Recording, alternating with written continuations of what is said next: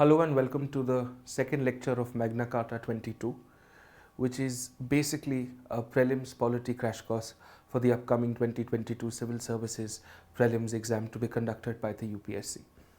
The first lecture was divided into two parts given the length of the lecture, but the second lecture, which is on the preamble, will only contain one video, as this is the one right before you.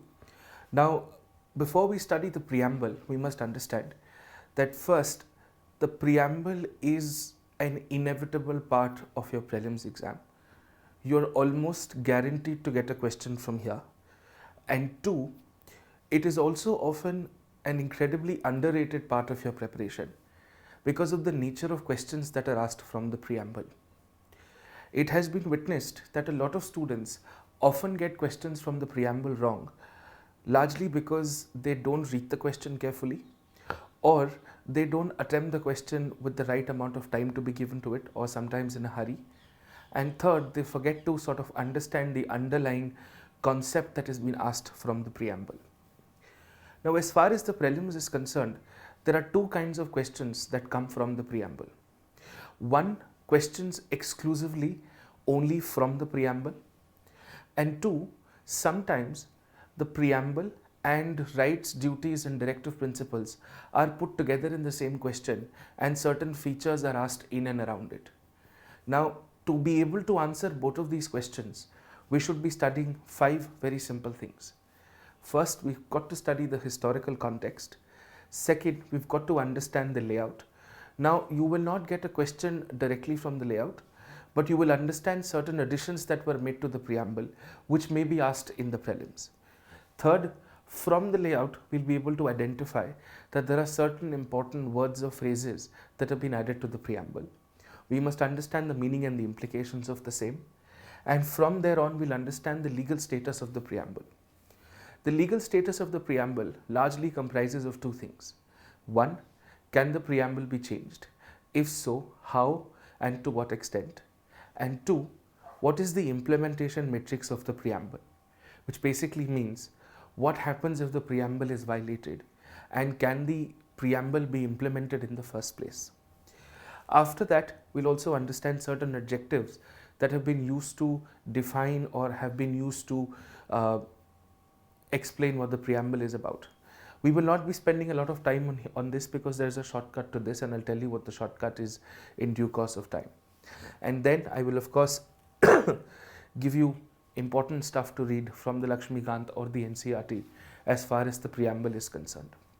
Now, let's begin with the very first, which is historical context. Now, the only thing that you really need to know as far as historical context is concerned is the fact that the preamble was adopted from the Objectives Resolution of 1946, which was placed in the Constituent Assembly in its very first session. And the Objectives Resolution was propounded by Jawaharlal Nehru. Anything beyond this is not relevant as far as the exam is concerned. What you must also understand is that the preamble of today and the Objectives Resolution of 1946 aren't exactly the same.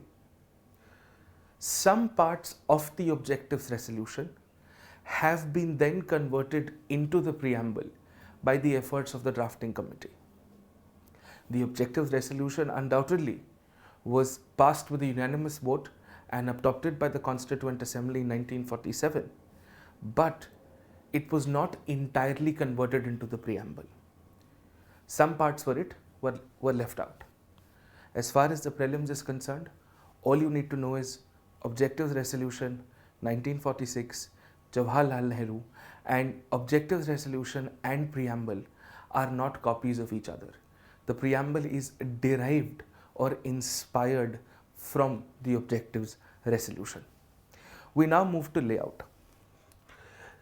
The Preamble largely has 4 elements to it. And each of these 4 elements are sort of connected to each other, like an introduction, main body and conclusion of an answer. The first part starts with, "We the people of India solemnly resolve to constitute India into." India into means a list of things that India should be about. and assure its citizens a set of things.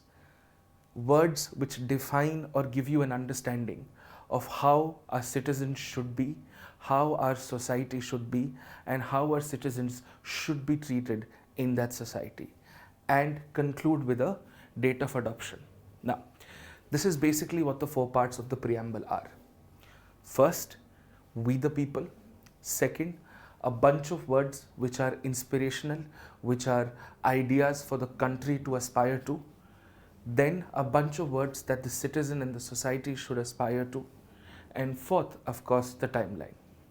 Now, when we say citizens should aspire to, which means these are things that the citizens must be given. These are things that the citizens must feel to be a part of their lives. Now, what do we derive from each of these? First, we the people. We the people gives you 2 very simple explanations.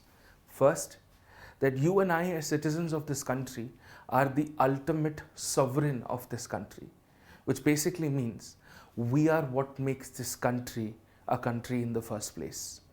It is our independence which makes the country independent.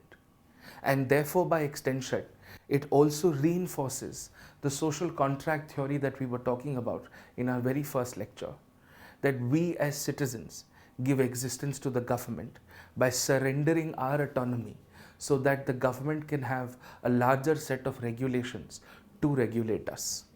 So if in the prelims they ask you, what is the meaning of we the people? All you've got to understand is that the people are the ultimate sovereign of this nation. And we have collectively come together to create India as a whole, as a nation, which is these words. Now, these are words which are supposed to be aspirational for the country to achieve. These words can be easily memorized through an abbreviation called STR. You would be able to recollect STR is an economic term which is often used in the context of the International Monetary Fund and stands for Special Drawing Rights. All you've got to do is add a 3 before S and it becomes S cubed DR, and it is SSSDR, Sovereign, Socialist, Secular, Democratic and Republic. So it ends by telling you that we are the ultimate sovereign, and the second part begins with sovereign. And if you see, they've been fairly logically arranged, that you've got to be independent, take care of your people, give them the freedom of faith, run a democratic government, and make sure your head of state is not a hereditary one. So S cubed DR is a simple way of knowing the words that are attached to the country.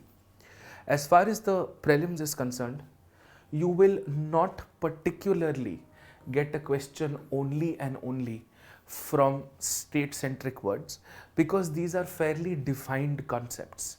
And there is a lot of jurisprudence in terms of Supreme Court judgments and other areas which give implications to these. In fact, in the last 10 years, there has not been a single question asking you which of the following is a more appropriate meaning of sovereign, socialist, secular, democratic or republic. And that's where the third part and the citizen or the society-centric words come into play. An abbreviation would be JALEFU. It's easier to remember it that way. It has no meaning in the English language as such. And this is what is extremely important as far as the prelims is concerned, especially words relating to liberty and justice, and with more emphasis on liberty. There have been several questions on meaning, interpretations and interlinkages of liberty that have been asked in the prelims exam consistently. And the single point source to understand any of this, honestly, is your class 11th textbook on political theory, which is your NCERT textbook. So, justice, liberty, equality, fraternity, unity and integrity. The fundamental difference here is, as far as your state-centric words are concerned, you will just have these words in the preamble. But as far as society or citizen-centric words are concerned, the preamble itself gives you dimensions to justice, dimensions to liberty, equality, fraternity, unity and integrity. So what are the kind of questions that are asked usually from here? First, they ask you the meaning of these words. 2, they ask you to identify the dimensions of these words. For example, I recall there was a question, which of the following is not defined as a part of liberty? And of course, liberty does not include economic liberty, right? So that's the second type of question that can be asked. And third, there could be a question linking state-centric and citizen-centric words. I recall there was a previous question where they asked you which of the following is not an essential ingredient of a liberal democracy. And of course, the answer was that a committed judiciary is not, because committed means that you are loyal to something, and if the judiciary is loyal to the government, then of course the judiciary is not independent, right? And therefore it could threaten securing the liberty and the rights of the people. That's for our means, that's for our PYQs series of classes that we will have as special classes in due course. But largely these are the three kind of questions that are asked. First, the meaning of society-centric words or citizen-centric words. Second, identifying the dimensions to these words. And third, there could be a combination of these words, and they could ask you to identify what is the most appropriate meaning or what is not one of the most appropriate meanings as defined in the Constitution or generally. And the fourth part of the preamble is the date of adoption of the Constitution, which has been given as the 24th of November 1949. We've done this in our very first lecture when we had studied India's Constitution's timeline, and we understand that the Constitution was adopted on the 24th of November 1949, but was enforced as a whole in its entirety from the 26th of January 1950. Now, in the prelims, you will not be asked this juvenile question, A, and B, you will also not be asked, were there any provisions in the Constitution which were enforced between 24th November 1949 and 26th January 1950, largely because they're too theoretical in nature and they're very memory based in nature, and they don't test the two mettle of the candidate. Now, in the history of this country, in the legal history of this country, the preamble has been amended only once, and this was done through the 42nd Constitutional Amendment of 1976. This is one of the most notorious amendments that have been made to the Constitution, and there were three words that were added to the preamble. The three words could be abbreviated as SSI. The three words have been circled in orange for you: socialist, secular, and integrity. And the reason behind the addition of these three words also signifies the political circumstances when these three words were added, to symbolically make a call to the nation that there is a reason why the government is operating in a certain way, however unjustified the reasons may be arguably. Socialist, because the government was embarking on a nationalism agenda where in very recent times, in the late 60s, early 70s, the banks were nationalized, privy purses were banned. There were several agenda programs that were set out by the government wherein government intervention was its highest. So therefore, socialism as an idea had to be formally added to the text of the preamble, right? Now, second, secularism, because we'd just woken up from the war in our early 70s. And third is integrity, is to basically tell the country that in the arenas of emergency, in the roadblocks, in the theater of emergency, we had to preserve the integrity of the nation, which is why the emergency was necessary, which is what was argued as why integrity was added in the preamble. Now, none of these have real legal implications. This is just symbolic to essentially make the nation understand the rationale behind arguably unjustified actions of the state. Now, last year, or I think last to last year, there was a question in the prelims: what was India's status as per the Constitution? Now, you must understand this. If the prelims question says, according to the Constitution, the Constitution mentions, then it means It has to be in the constitution, black and white. For example, judicial review is nowhere mentioned in the constitution. It is derived from 13(2), 32 and 226, but it is not explicitly mentioned anywhere in the constitution.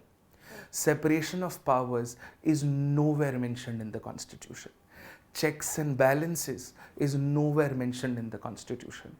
And if the prelims question says, according to the Constitution of India, or the constitution mentions XYZ, it has to be explicitly in those exact black and white terms be mentioned in the constitution. The reason I'm telling you this is because this is where a lot of students went wrong in that question. Because that question was, which of the following is the status of the constitution? And the correct answer was that until 1976, the word socialist, secular did not exist in the constitution, nor did integrity. But the option didn't contain integrity, so that's something that we don't have to be worried about. Was India socialist in 1951? Yes. Was India socialist in 1965? Yes. Was India secular then? Yes. But the word secular, as it is, was not mentioned in the constitution. Always remember, there are three truths to life: your truth, my truth, and UPSC's truth. And what matters is UPSC's truth. So you may find it difficult to argue against it, but the correct answer is what the UPSC thinks the correct answer to be. And that is why I'm telling you, if the question says according to the constitution, which means it has to be in the constitution explicitly in black and white. If it is not, then the option is wrong. Remember this when we do the PYQ practice. I'll teach this as a trick to eliminate questions later, but that's it. And as far as your layout is concerned, you need to know, according to the 42nd Amendment 1976, these three words were added. And an easy way to remember the year is 4 plus 2, 6, 1976, 4 plus 4, 8. So the 44th Amendment is 1978, the 42nd Amendment is 1976. Always remember, this is the naughty amendment because it was passed in the aftermath of the emergency, and which you will understand through your other studies and detailed analysis of certain polity related topics. Now that we understand broadly what the layout is, we'll now spend some time on state-centric words. So, S3DR, Sovereign Socialist Secular Democratic Republic. You don't need to know unnecessary examples around it. You don't need to know ramifications or implications of it. All you need to know is one statement defining it, and your option in the prelims exam, though unlikely for this to be asked as a question, should be closest to the statement mentioned here. So let's start with the first word, which is sovereign. Sovereign simply means the nation has freedom from decision making, and freedom to make decisions, freedom of decision making, which means no external entity, no external organization, no other country can tell us what to do. However, of course, as we understand, modern geopolitics obviously has certain considerations. We may not be formally bound to take certain actions, but of course, keeping India's geopolitical strategic interests in mind, we of course choose to have allies and we choose to take stands that we do, right? So for example, let us say, given the military partnership, agricultural and technological partnership between India and Israel, India has known to not take a vehement stand against Israel at the UN when the UN wanted to call out Israel for violence which had allegedly been perpetrated by Israel on Palestinian soil. But we did not do that because it was in our national interest to make sure that we didn't irk off Israel. Similarly, it is in our national interest and it suits us as a nation to have the stand that we do as of now on the Ukraine-Russia conflict, so to speak, right? So sovereignty is the freedom of decision making. We are not under any external influence, and today we use sovereignty in the context of national interest. So India decides what its national interest is. So even if India is compelled because of certain allies that India is compelled because of certain relationships that India has built, because of certain compulsions that India would have, the final call to take on an international issue, on a global issue, on an issue of international importance, the final call will still remain exclusively with India, and India has done so. Despite the fact that India has had glorious relations with the United States, despite the fact that India has always sought extraordinary relations with the United States, India has always taken a very tough stand when it came to its own nuclear policy, when it came to CTBT, when it came to NPT, when it comes to India's stand on environment and global environment policy, in terms of on carbon credits, in terms of principles of least but common differentiability, and so on and so forth. So India does of course take that into account. So are we sovereign? Yes. Are we independent? Yes. And do we have independence in deciding what foreign policy call do we have to take? We absolutely unquestionably do.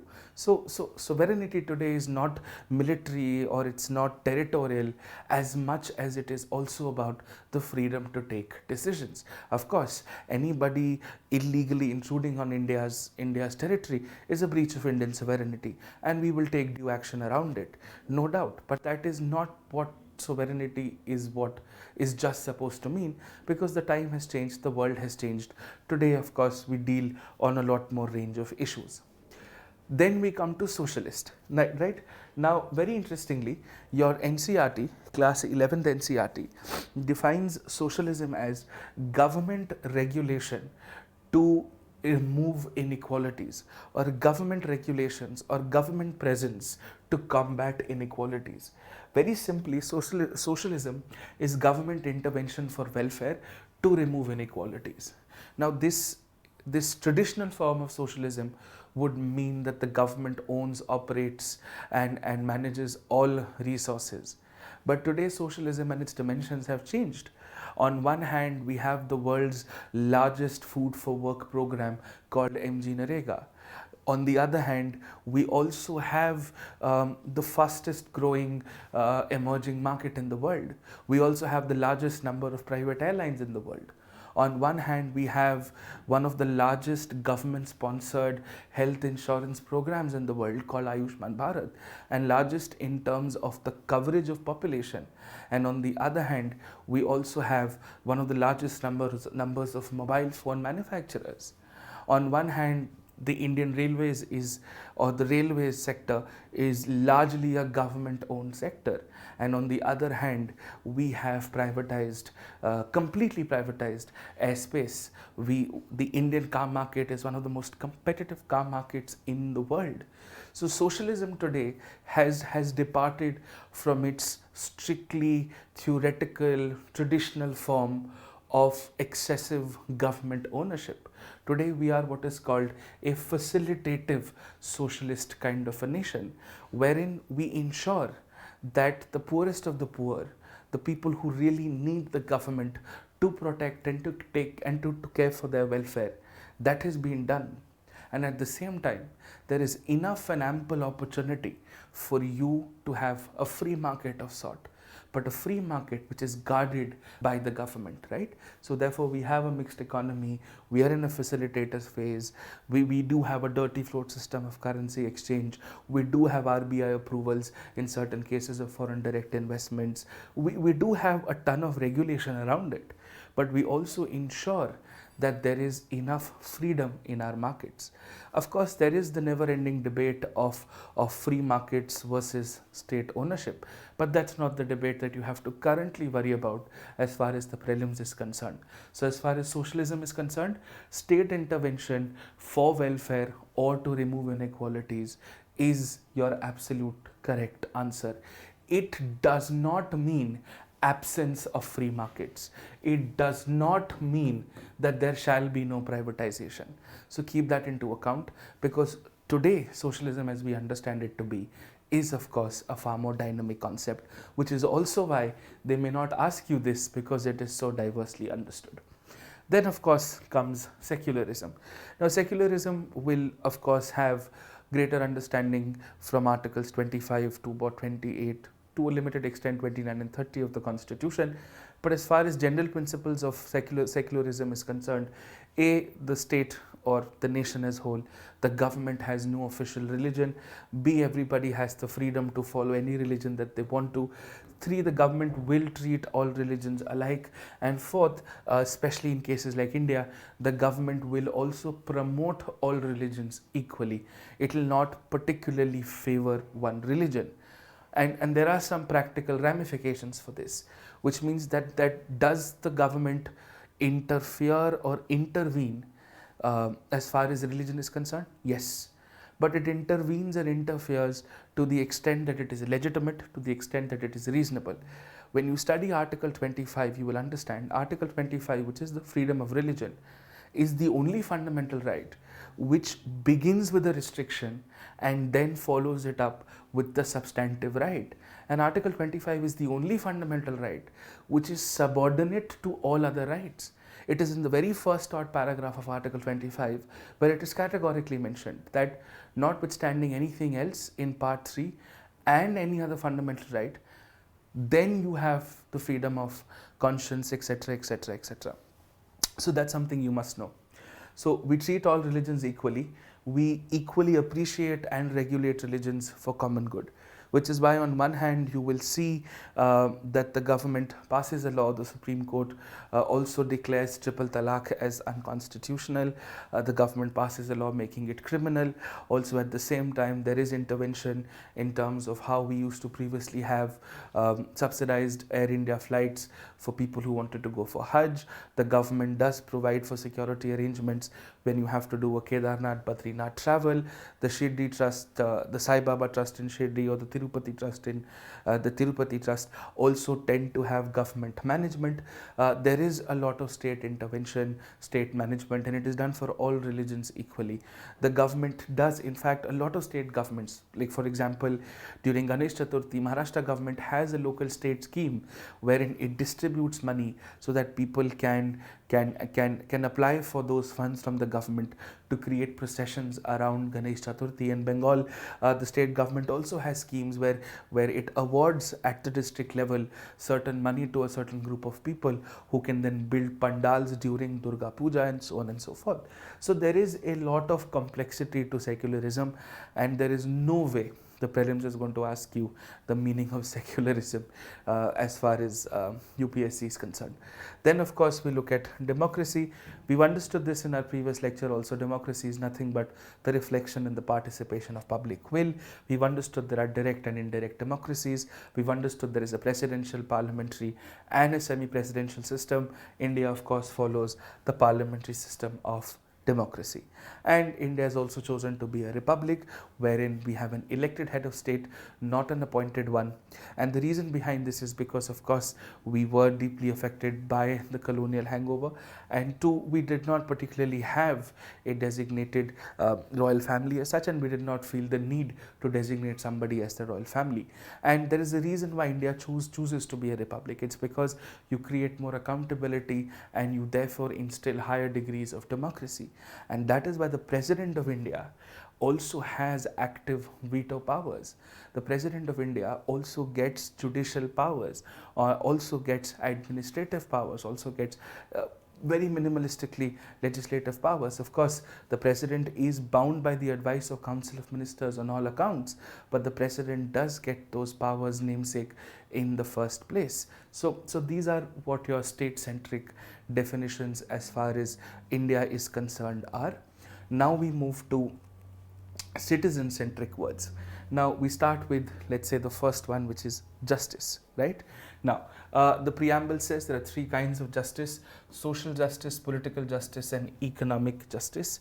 As we understand justice to be, so when we do talk about social justice, political justice, or economic justice, we must understand the basic underlying meaning of justice. Justice is basically to correct any wrongdoing or to instate a sense of equity and equality, right? This is basically what justice means. Now, As far as your NCERT is concerned, your social, political and economic, as I mentioned, is already mentioned as dimensions to justice in the preamble. They're formally mentioned in the preamble. But your NCERTs talk about three kinds of justice. You may be asked a question from here. First is non-discrimination. Second is proportionate justice. And the third is, of course, special needs. So non-discrimination or non-discriminate justice very simply means that you're treating equals equally. You're making sure everybody is treated equally before the law. You're making sure that you're not discriminating against anybody because of any innate inequalities that might exist. There are largely two kinds of inequalities. One is, of course, a natural inequality, and the second is a social inequality. And of course, the dimensions of natural and social inequalities also change in due course, in due time. And that is why you will not get ramifications of this in the exam. But yes, this is another time for a larger theoretical discussion on what are the kind of inequalities. Are inequalities permanent in the first place or not? But non-discrimination is to make sure everybody is treated equally. Then you, of course, have something called proportionate justice. Proportionate justice means that everybody gets their rewards, everybody gets what they deserve in terms of the efforts that they've put in. Nobody is overcompensated or undercompensated for the efforts that they put in a society, in a community, in a nation. Everybody has an equally competitive ecosystem to be a part of, and that's largely what proportionate justice means. And third is, well, everybody is not born equal. There are sometimes certain concessions that have to be made for people who may require it, and that's what is called social justice, or in fact justice, the principle of justice, which is special needs, right? So you may have to have, let us say, a lower cutoff for people from socially or educationally backward backgrounds in the country. That's a special need. You may need to have an assistant to people who are disabled when they are writing exams, because that's a special need.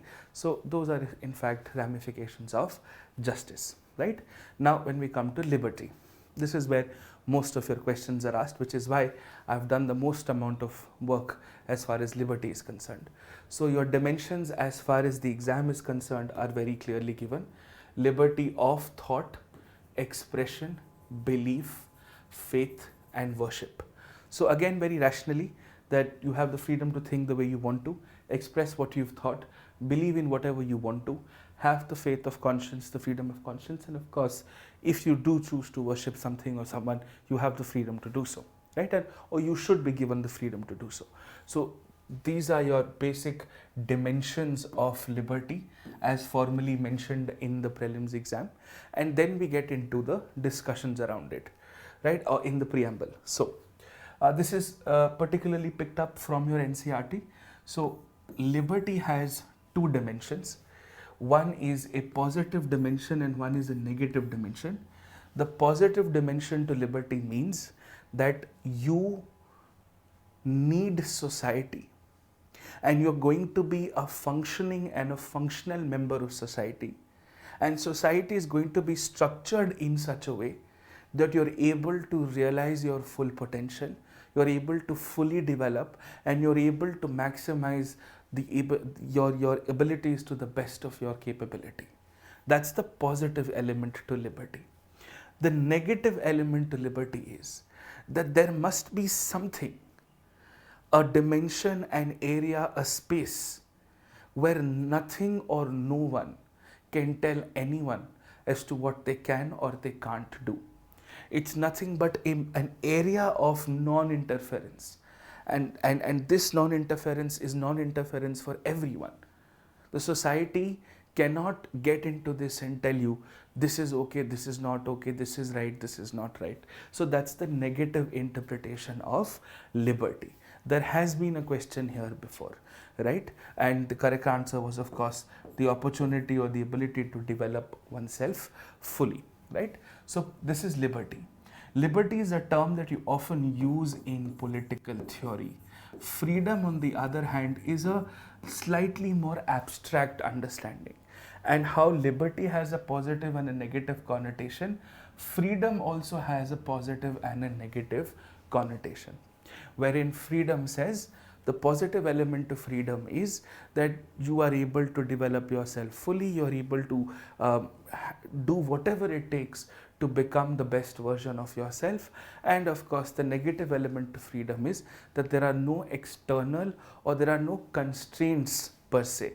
And usually we understand constraints to be of four in nature. First, for example, there could be a case of dominance or force. Second could be in the case of laws that sometimes constrain you. Third could be social inequality, and fourth could be economic inequality. These have been identified as the four major constraints which affect freedom.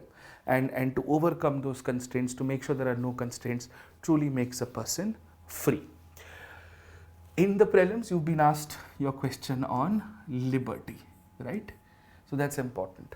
There is a very simple way to go about this. You have to play the devil's advocate technique. The devil's advocate trick is, if they ask you which of the following is the most appropriate interpretation of liberty, there are four options. Argue the opposite of those four options. If the opposite of those four options is true, then the option is wrong. Like, for example, which of the following is an interpretation of liberty? And one of the options says absence of tyrannical or tyranny, or tyrannical rule or tyranny. So just because there is no dictatorship does not necessarily mean that there is liberty, because of a democratic government can also be an intrusive and an orthodox and a restrictive government. So you've got to play the devil's advocate technique. You'll be able to arrive at an answer quicker, right? Now, students often get confused between liberalism and liberty, and I understand liberalism opens floodgates to a larger discussion, but as far as your prelims is concerned, your NCERT defines liberalism as a minimum assurance of the state for a minimum standard of life, which means the state plays a very, very limited role. For example, we're in a liberal socialist phase, and of course there's adequate competition in society and markets for people to flourish. The NCERT also goes to the limit of being a little more poetic about liberalism, where they do talk about how people who are liberal essentially have a problem with authority in government. That's something you have to leave out, and you to the best of your ability and wisdom and not get into it. But that's largely what is meant by liberty. The rest of the three words are fairly simple. Equality, the dimensions are status and opportunity, which could therefore be translated into equality before law and equal protection of law, and the other dimensions to equality as prescribed under Article 14. Equality before law is everybody is treated equally before the law. Equal protection of law is to treat special people specially, or to treat like people alike, which also gives birth to something called affirmative action, that you have to do something to make sure everybody at least has the same platform to begin their journeys from. And for that, if you have to correct historic injustices by giving people an additional benefit, that is okay. Which is why justice and equality are often quite correlated if you get into studies of these two theories in political science. I'm afraid I am not technically equipped and not well read enough to give you enough detail on the theories of equality and justice, as it's not my academic area of expertise, but this is more than enough as far as the prelims is concerned. And the last line of equality in your preamble says, and assures for the citizens, and then it links to fraternity, and fraternity ensuring individual dignity, to make sure that there is common brotherhood, and while people are together, at the same time we ensure that individually people are able to celebrate who they are and what they are, yet living in a society, and ensuring that the unity and the integrity of the nation remains intact, thereby bringing it back to making sure that we are sovereign, our independence is intact, and we're able to function as one national unit. You don't have to worry about the meaning of integrity or the meaning of unity or the meaning of fraternity as such. It simply means commonality and brotherhood. So these are your citizen-centric words that you should have a fair idea about. You don't need anything else as far as this basic understanding is concerned, right? Now, we come back to the legal status. Now, as I was telling you, there are two dimensions to legal status. One, of course, is can the preamble be amended, and second is, of course, the implementation or the enforceability of it. You've got to pay a little bit of attention because this is where often things get slightly complex. So let's start with the first part. This was also in the news because last year during the winter session, a private member had wanted to introduce certain changes to the preamble, and this was of course objected by certain members of the parliament. You don't have to worry about the reasons for those objections because they were fairly technical. The reason why people had objected to the preamble to be changed was not because the preamble can't be changed. The reason why people had objected that the preamble could not be changed last year is because of the nature of changes that were proposed to the preamble. Because the nature of changes that were proposed to the preamble last year required a financial implication. And if they required a financial implication, they would require a presidential recommendation, which is why there was a huge controversy around it. It wasn't about whether the preamble can be changed or not. It is a matter of settled law that the preamble can be changed, and it can be changed under Article 368 because it has not been mentioned otherwise. And the preamble is a part of the Constitution. It's an integral part of the Constitution. And if it is not mentioned the kind of majority that is needed, then you have to assume that the preamble can be changed under Article 368 without state ratification, which is basically special majority 2, which has two elements to this: more than 2/3 of present and voting, and in such a way that it is also supported by more than half of the total strength of that specific house. There cannot be any joint session if there is an amendment to the preamble. The houses have to sit and vote separately. Right? So very basic, very simple. Can the preamble be changed? Yes. How can it be changed? Through a constitutional amendment under Article 368. If this was a mains class, I would have gotten into a lot more detail that the preamble can be changed only to the extent that it doesn't violate basic structure. Though the judgment says though the Kesananda Bharati judgment of 1973, which essentially does lay firmness to this discussion, does talk about basic features of the preamble. But the reason we don't worry about judgments here is because Kesananda Bharati primarily was dealing with things other than the preamble. It was in the nature of discourse of Kesananda Bharati that another legal issue of the preamble came up. See, a judgment usually has two parts: ratio and obiter. Ratio decidendi and obiter dicta. These are Latin words. Ratio is what are the core legal issues identified in a judgment, and obiter is what are the surrounding issues that come up while you're discussing the main issue. So the preamble discussion in Kesananda was not the ratio of Kesananda Bharati, which is why it's not something you have to worry too much about. And the prelims exam is not going to ask you according to which judgment. So Beriburi Union and Kesananda Bharati are the two related judgments. But as far as prelims is concerned, you don't have to worry about the judgments that we are referring to. Okay. So can the preamble be changed? Yes. Can the preamble be changed as a constitutional amendment? Yes, under 368 through special majority 2. Now comes the tricky part, the justiciability of the preamble. Now, the first things first, we've got to understand the difference between justiciability and enforceability, right? They are related, but they're not the same. So let's understand this. Enforceability means something which can be enforced. Now, it could be enforced by any of the three branches of the state. It could be enforced by the legislature through a law. It could be enforced by the executive through an order. And it could be enforced through the judiciary through a judgment, right? Enforceability by the judiciary or enforceability by the courts means the same thing as justiciability. That is what I've clearly marked out here. Justiciability equals enforceability by the courts, or if it is enforceable by the courts, that's what is meant by justiciability. This is something you've got to be very, very clear about.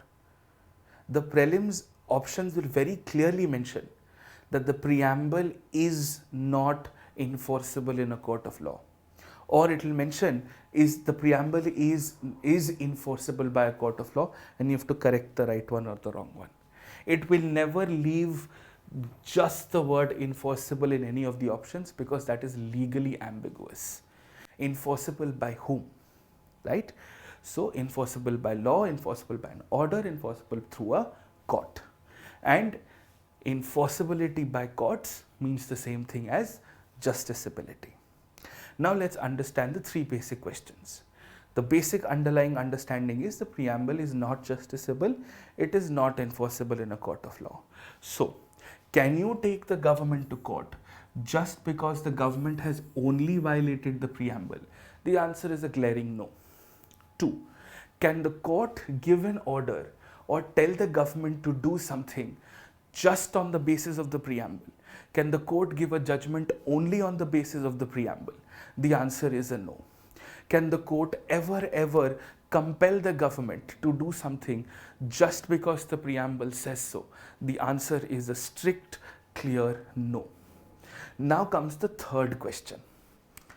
Can the parliament or the legislature make a law, or can the executive, the central executive or the state executive, pass an order only on the basis of the preamble? The answer is no.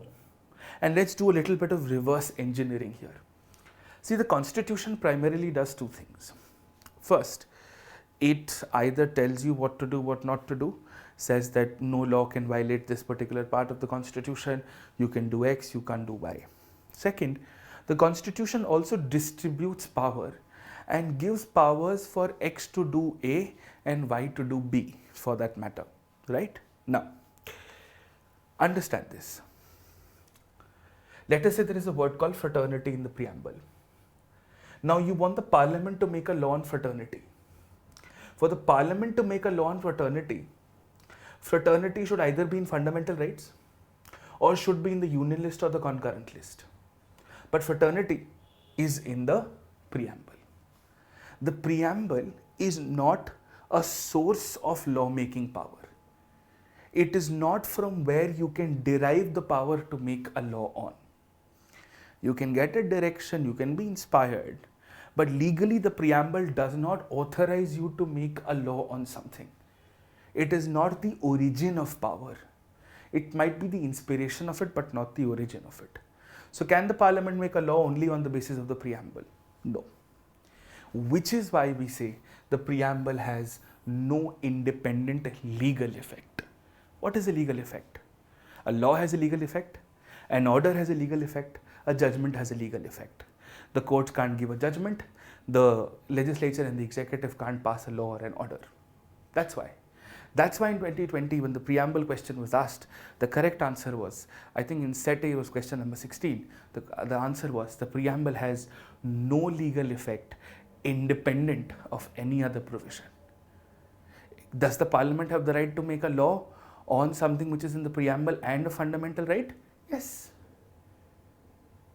But not just on the preamble. So what is it that you've got to know? Preamble is not justiciable, it's not enforceable in a court, and it has no independent legal effect. This is your legal status as far as the preamble is concerned. Now we move to adjectives. Now I'm not going to waste some time on adjectives because this is very simple. The simplest way the trick to understanding adjectives is very clear, and it is if the adjective is something which can't be legally defined, identity card, heart, soul, liver, intestine, artery of the Constitution, pulse of the Constitution, it's the preamble, because the preamble has no legal effect. But if it says which of the following is fundamental to governance of this country, now governance is something which can be legally defined. The answer to that would probably be directive principles. So any adjective which is poetic in nature, which can't be accurately legally defined, is something which has been spoken of the preamble. Heart, soul, pulse, oximeter of the Constitution, preamble. Okay. Now, the last part, your reading list. I strongly recommend that you read chapter 2, 3 and 4 entirely from the class 11th NCERT Political Theory. If not, you can read the specific page numbers. The 6th and the 6th revised edition of Lakshmikant are exactly the same when it comes to the preamble. Just read through them, they're about 7 pages, and you don't need to know the examples of the phrases as given in Lakshmikant. That's it as far as the preamble is concerned. You can quickly revise it. It's very, very easy. These are the topics. We've covered them all, and I'll see you in the next lecture on territory. Thank you.